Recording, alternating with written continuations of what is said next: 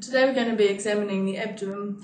The first part of the examination of the abdomen is to do a general inspection. The things that we're looking for are jaundice, pallor, spider nevus, pigmentation, any gynecomastia or paucity of body hair.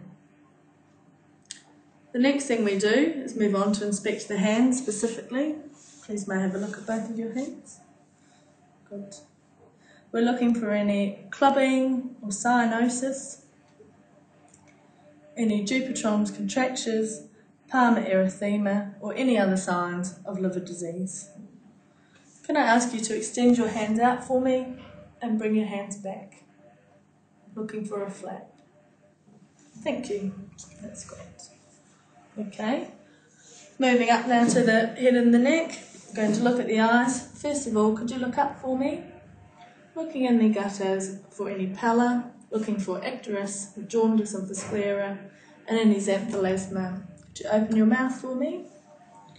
Looking again for central cyanosis, any ulcers, abnormal pigmentations, or other signs in the mouth.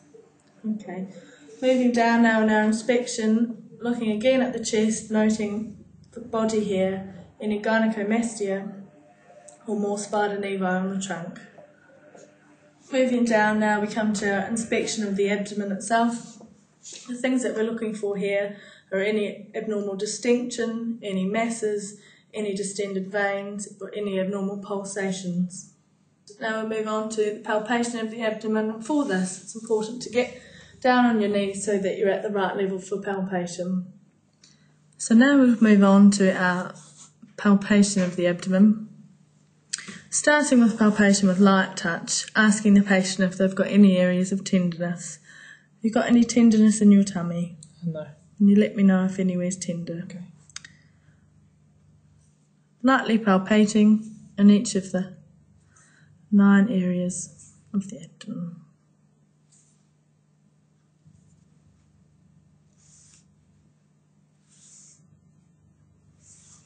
Now to move on to our deep palpation, we'll firstly be palpating for the liver, starting in the right iliac fossa.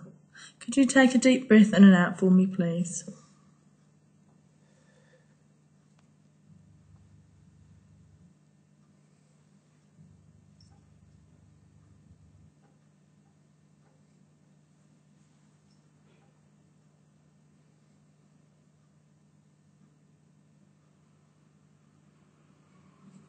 Okay, starting again in the right iliac fossa, moving diagonally over to the left hypochondrium to feel for any enlarged spleen. Again, you take deep breaths in and out for me.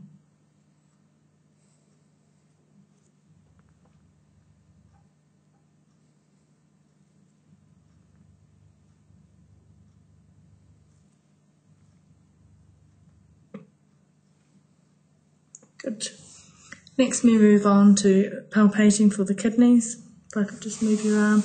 You need to get one arm underneath the patient, one hand on top, and you gently try to blot the kidneys upwards and feel between your hands for any enlargement. And again, over to the other side.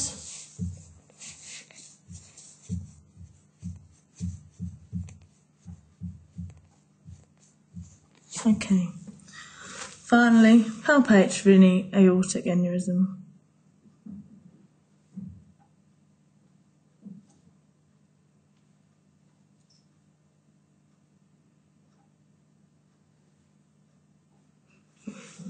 Next, moving on to percussion. Firstly, trying to percuss out the liver, starting from well below, and noting where the bottom edge of the liver is, and percussing down to the top edge of the liver, making a note of the size. We percuss again over the left hypochondrium. Finally, percuss for shifting dullness, percussing in the flank, the note of which should be resonant, If there's any dullness in the flank, ask the patient to roll over on the left-hand side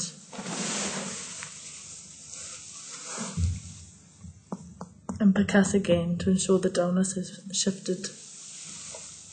Right, finally we auscultate the abdomen.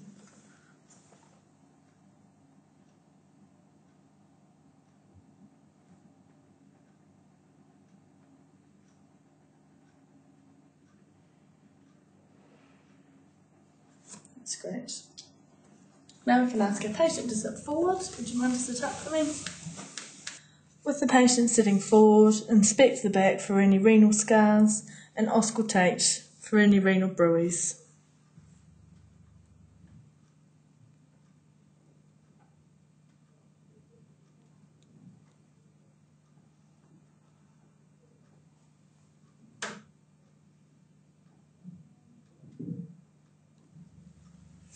While the patient is sitting forward, we can complete our examination by feeling for any cervical lymphadenopathy.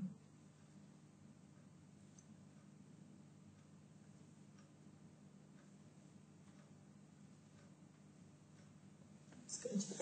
The final part of the abdominal examination involves an examination of the inguinal area, looking for inguinal lymphadenopathy, an examination of the external genitalia and a rectal examination.